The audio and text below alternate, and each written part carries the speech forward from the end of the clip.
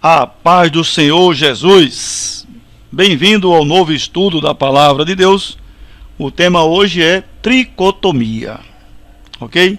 Tricotomia, que significa alma, corpo e espírito, ou corpo, alma e espírito. 3 em 1, né? 3 em 1. Bom, esse estudo aqui está baseado hoje pela Palavra de Deus, né? Como os demais, são baseados na Palavra do Senhor. Esse estudo não é nada agradável ao presbiteriano, né? Aquele que é presbiteriano jamais vai aceitar o estudo da tricotomia, né? Jamais. Porque ele não crê que existe alma e espírito. Ele crê que existe corpo e alma, ou corpo e espírito, mas os três não. Eles chamam de espírito como se fosse um sinônimo, né? O sinônimo de espírito, alma. O sinônimo de alma, espírito. Então é uma coisa só para eles. Eles realmente perseveram muito nisso, né? Eu fui presbiteriano, sei muito bem como é a doutrina presbiteriana. E hoje jamais serei, jamais mesmo. Tem que ser como o fundador, né, dessa teologia que nós servimos hoje, né? O Martinho Lutero. Ele procurar interpretar a palavra de Deus, estudando dentro da língua grega e as demais línguas, né? E lembro quando ele tinha um professor de grego que orientou ele numa qualidade melhor no ensinamento. E onde ele reforçou justamente a teoria dele, né?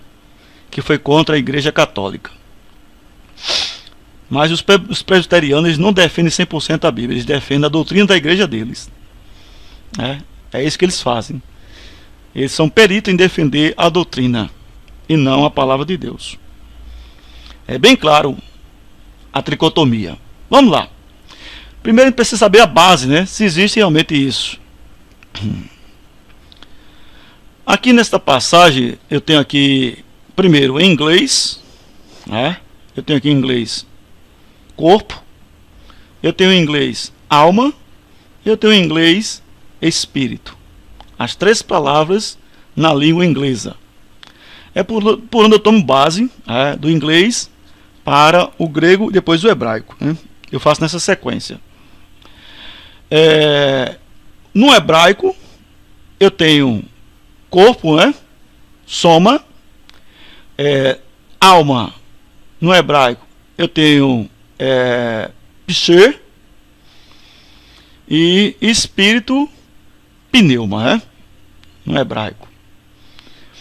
E tenho no grego, ou melhor, eu tenho no hebraico corpo. Eu não sou professor de grego, nem professor de hebraico, ok? Tenho também alma em hebraico, nefesh, e tenho também espírito em hebraico, ruah, ruah em hebraico, ok? Então eu tenho aqui as palavras. Com certeza essas palavras irão aparecer em algumas passagens da palavra de Deus, com referência a alma e espírito. Ora, se alma e espírito é a mesma coisa, para que colocar essas palavras constantemente na Bíblia, né?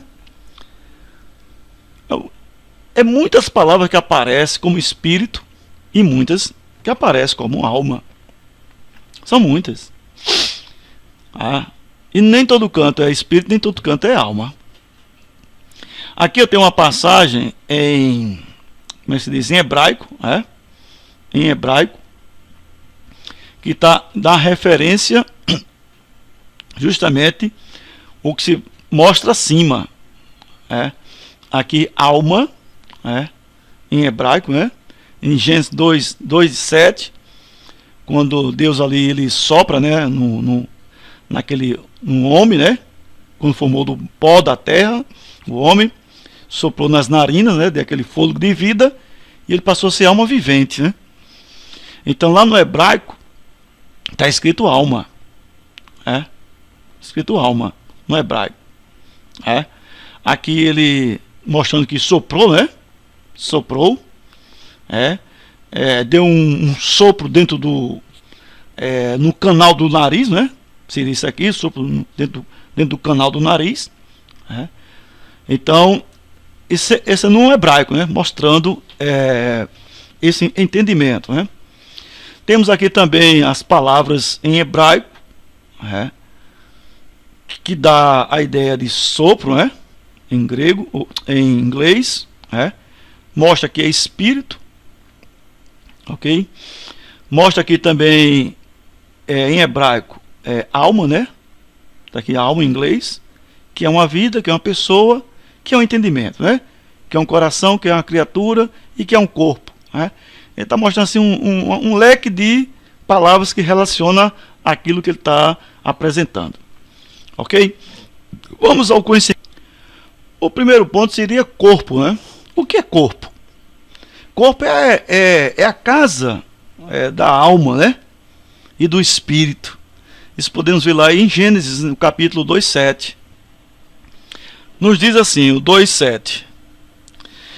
Então formou o Senhor Deus ao homem do pó da terra, e lhe soprou nas narinas o fôlego de vida, e o homem passou a ser alma vivente.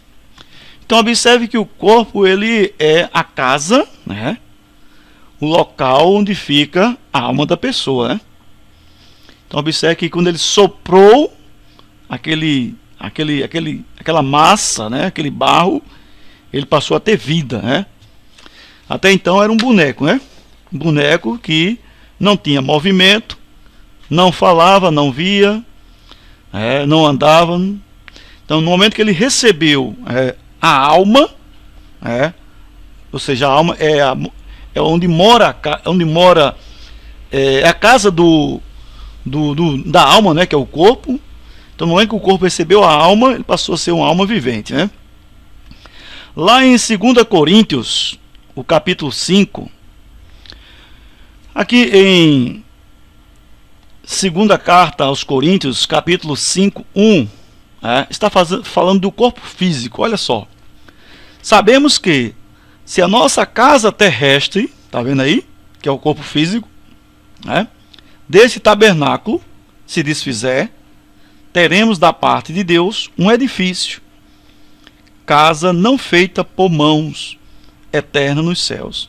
Está dizendo assim, olha, se o corpo da pessoa se acabar, lá no céu tem uma casa maior, que é um edifício, né?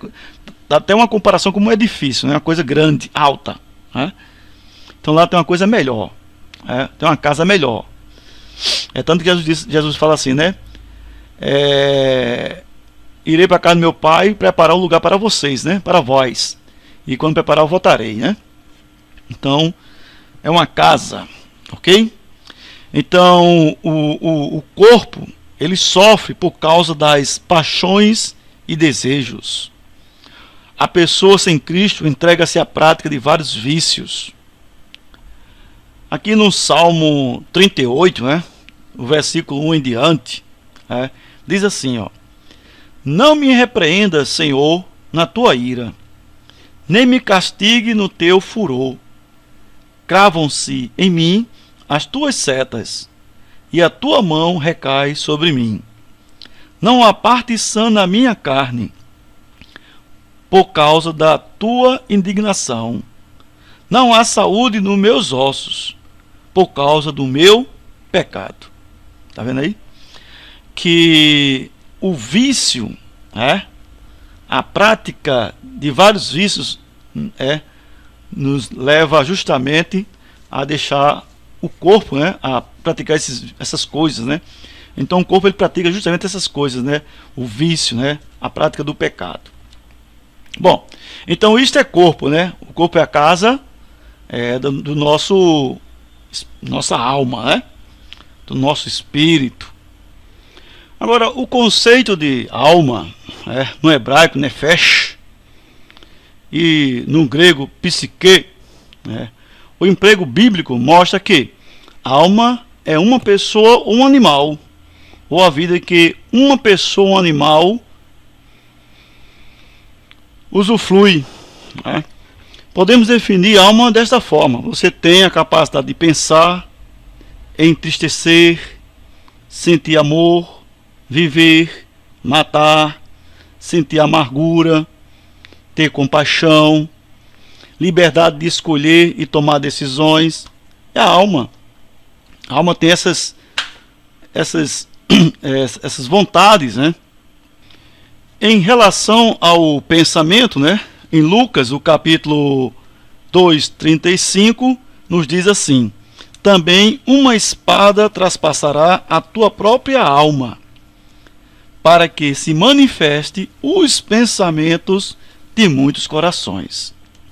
Então veja que a alma tem pensamento, a alma também tem tristeza, né? Em Mateus, o capítulo 26:38, diz assim: então lhe disse: a minha alma está profundamente triste até a morte. Ficai aqui e vigiai comigo. Então observe que Jesus estava com a alma totalmente triste, né? Totalmente triste.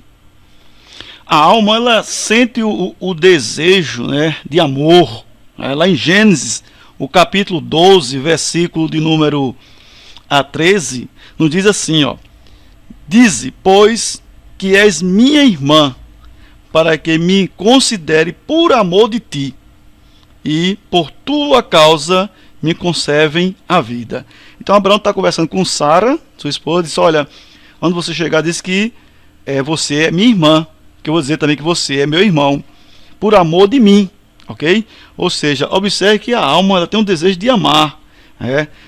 Ela tem um desejo de desejar, né? É o caso de Lucas, né? O capítulo de número 22, o versículo 15, diz assim, ó, Jesus disse assim, ó: e disse-lhe: tenho desejado ansiosamente comer convosco esta Páscoa, antes do meu sofrimento. Observe que a alma também tem um desejo, né? Ela sente desejo, ok? Está aí, né? Que a alma, ela tem esses prazeres da vida, né? Ela sente, ela tem a capacidade de pensar, entristecer, de ter amargura, de ter amor, né? De sentir amor, de ter compaixão, de compartilhar as coisas. Tudo é a alma da pessoa, né? Tudo é a alma.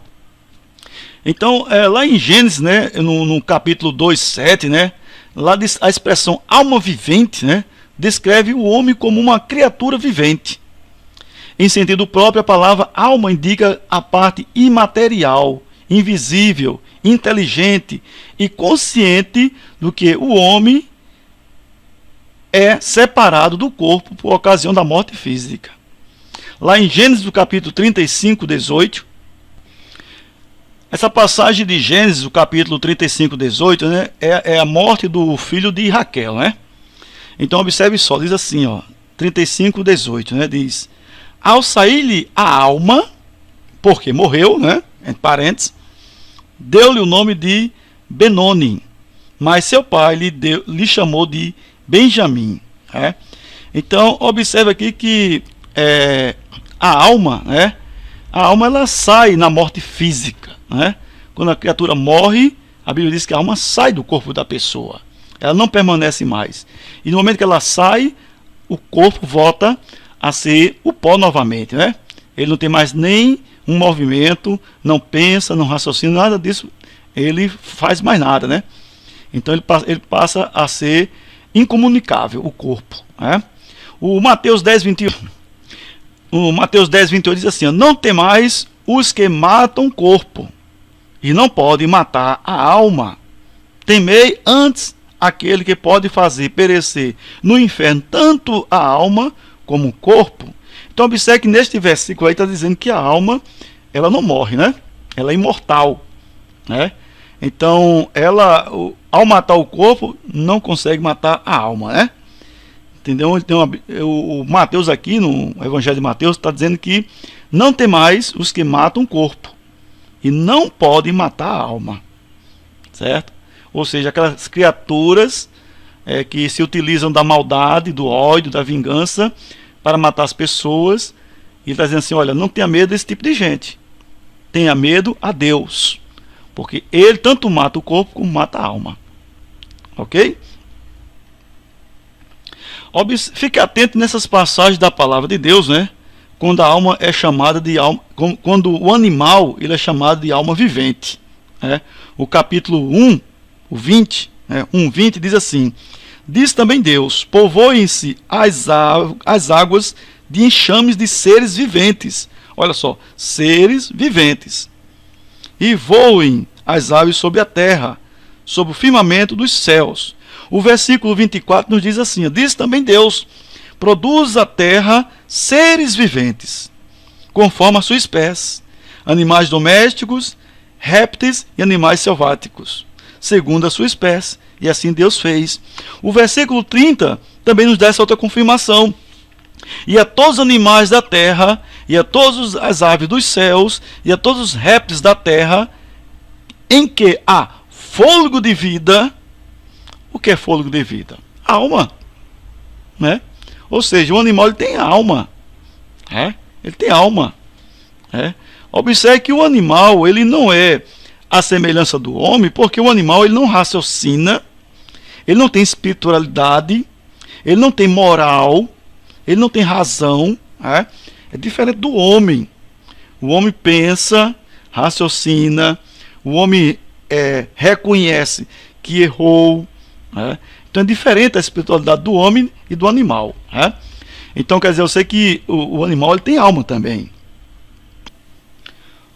O Novo Testamento é ele que vai nos dar este respaldo de alma, corpo e espírito. É o Novo Testamento. Ou seja, se não houvesse o Novo Testamento, se tornaria muito difícil explicar essa questão de alma, corpo e espírito.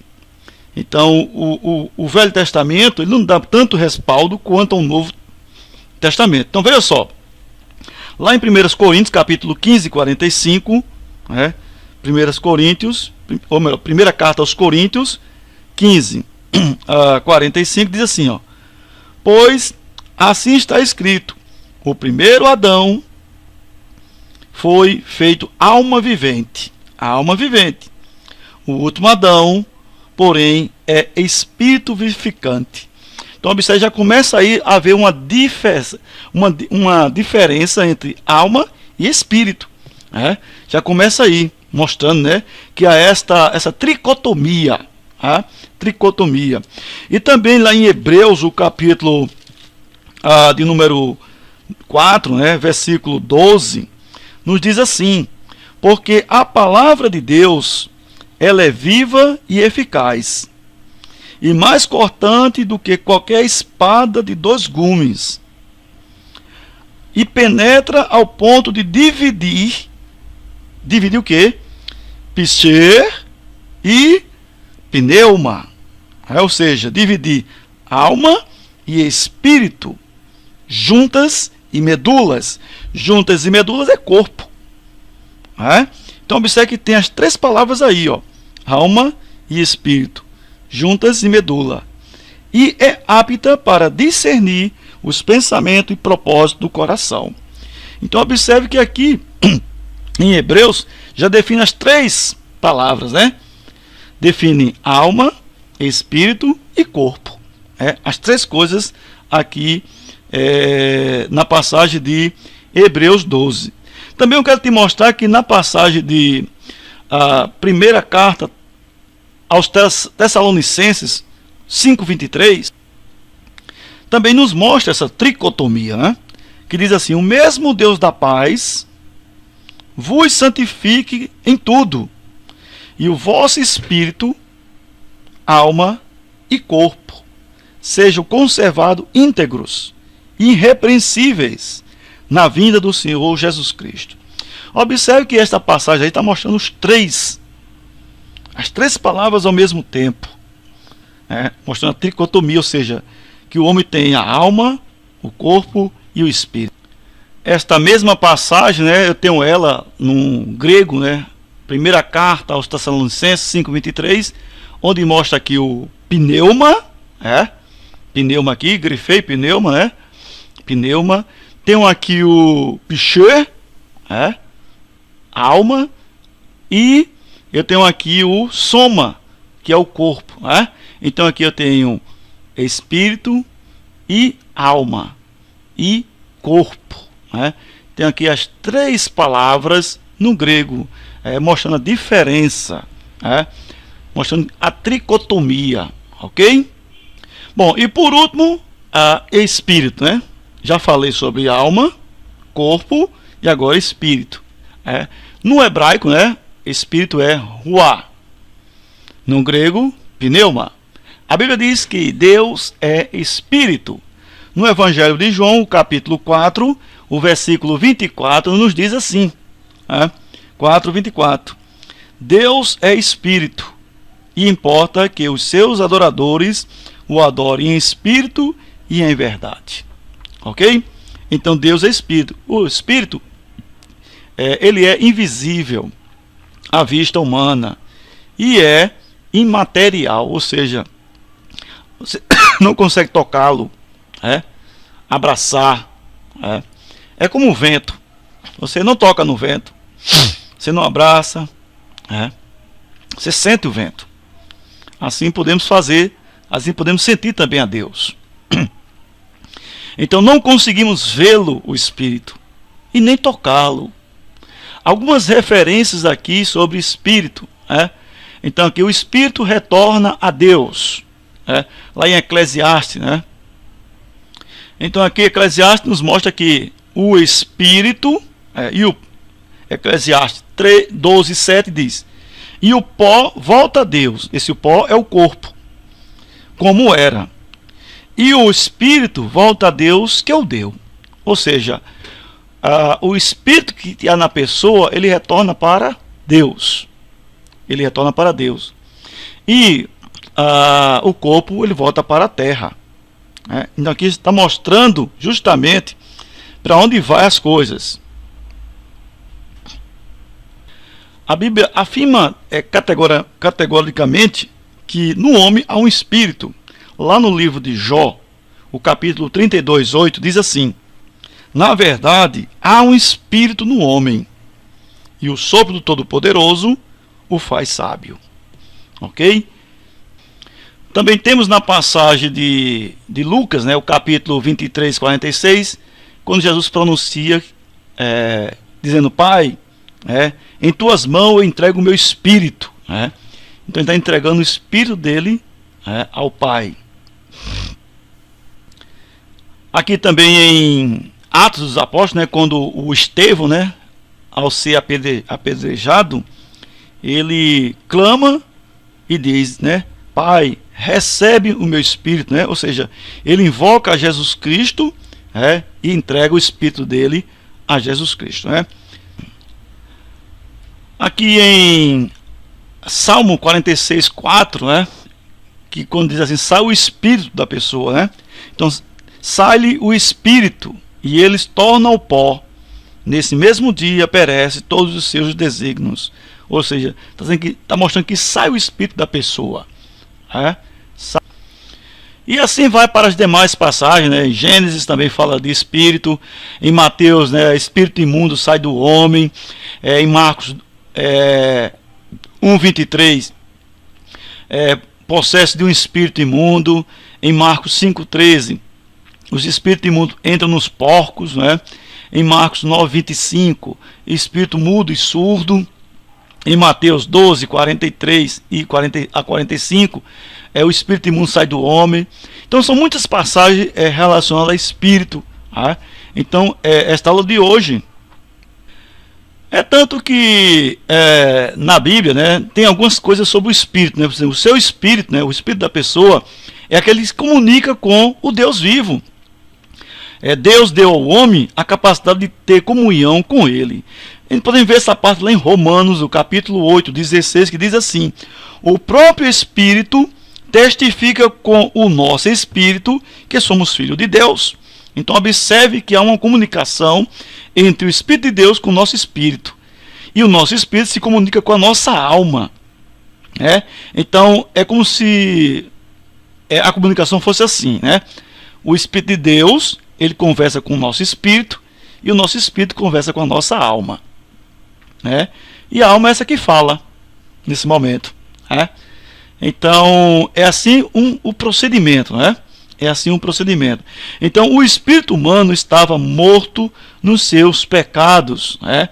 Lá em Efésios, né, 2:1 nos diz assim: ele vos deu vida, estando vós mortos nos vossos delitos e pecados. Está vendo aí que o nosso espírito estava morto diante de Deus, né? Ou seja, a morte é espiritual, né? A morte espiritual. Quando a carne está forte, o espírito está fraco. Mas quando a carne está fraca, o espírito está forte, né? Ou seja, de fato a Bíblia pede para que o espírito seja forte e não a carne. Uma vez a carne forte, ela peca, mas ela fraca, ela não peca, porque o espírito está mais forte. Então esse espírito humano estava sem comunicação com Deus, ou seja, não estava recebendo orientação de Deus. Jesus, quando deu vida ao seu espírito, seu corpo e alma também foram transformados, né?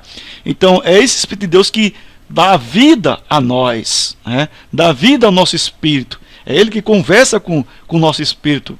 E falando também sobre alma, a Bíblia diz assim, também lá no Salmo 16, né? Diz assim: alegra-se, pois, o meu coração, e o meu espírito exulta, até o meu corpo repousará seguro, pois não deixarás a minha alma na morte, nem permitirás que o teu santo veja corrupção. Então observe que a passagem do Salmo 16, versículo 9 ao 10, nos dá esta passagem falando de alma e espírito, para nós, ok? Para nós. Então, segundo o teólogo, né, o boliviano Russell Shedd, a qual a Bíblia utiliza para a leitura, ele diz que o verdadeiro crente tem no seu futuro a garantia da vida eterna, da felicidade perpétua na presença de Deus. Esta passagem deve ser compreendida à luz da ressurreição de Jesus Cristo. Sua alma não foi deixada na morte, e sua conquista da morte e da corrupção. Então é a garantia que o seu povo com ele ressurgirá. Corpo no hebraico é basar, literalmente carne, ok? Então veja só, aqui nós temos falando do espírito e da alma, e o corpo é a matéria a qual nós estamos sentados, em pé, correndo, pulando, exercitando. Esse é o corpo, é esse que você toca, é esse que você se alimenta, Então é o corpo. A alma sente o desejo e o corpo se alimenta, ok? E para finalizar esse estudo da palavra de Deus, né, eu tenho aqui essas 3 sequências da palavra do Senhor, falando de corpo e alma. Talvez em das leituras para trás aí, lá de Eclesiastes, talvez você tenha perguntado: e a alma é para onde? Para onde é que a alma vai? Se a Bíblia diz que o espírito volta para Deus, que o deu, e o pó para a terra. E a alma vai para onde? Eu vou dizer que a própria Bíblia, a palavra de Deus, te responde essa pergunta. Lá em 2ª carta aos Coríntios, o capítulo 5, versículo 1, com referência ao corpo, diz assim: sabemos que, se a nossa casa terrestre deste tabernáculo se desfizer, temos da parte de Deus um edifício, casa não feita por mãos, eterna nos céus. Então observe que aí está com a referência ao corpo físico da pessoa, ao corpo físico. E mais abaixo, nesse mesmo capítulo, o versículo 6 diz assim: temos, portanto, sempre bom ânimo, sabendo que, enquanto no corpo estamos ausentes do Senhor. Ou seja, enquanto no corpo, quem? O quê? A alma. Enquanto a alma estiver no corpo da pessoa, enquanto estiver no corpo, estamos o quê? Ausentes do Senhor. Aí você pergunta: até agora não explicou para onde vai. Vai explicar sim. O versículo 8: entretanto, estamos em plena confiança, preferindo deixar o corpo e habitar com o Senhor. Tá vendo aí? O desejo da alma é que a pessoa sai do corpo e vai habitar com Jesus Cristo. É o que Paulo nos afirma, um dos maiores teólogos, né, daquela época. Deus escolheu aquela criatura que tem uma sabedoria incrível no conhecimento da palavra, né? Deus pega ele para explicar a doutrina, né? Então tá aí o apóstolo Paulo, né, escolhido da parte de Deus, que nos relata, mostrando o corpo. E Paulo é um teólogo que mostra, detalha melhor sobre essa tricotomia, né? Ele fala de corpo, fala de alma, fala de espírito, né? Então observe que as leituras que temos feito, muitas delas discorreram para Paulo de Tarso, né? Então lembrando a você que a alma da gente vai para onde? Para Jesus Cristo, né? Está aí escrito em segunda carta aos Coríntios 5, versículo 8, né? Que nos diz: entretanto, estamos em plena confiança, preferindo deixar o corpo e habitar com o Senhor. Que Deus te abençoe e te guarde, que te faça resplandecer o rosto e dê a paz. Amém? Divulgue e mostre para os amigos sobre tricotomia, ok? Alma, corpo e espírito. Mostrei cada um detalhadamente para que você pudesse entender. A paz do Senhor Jesus.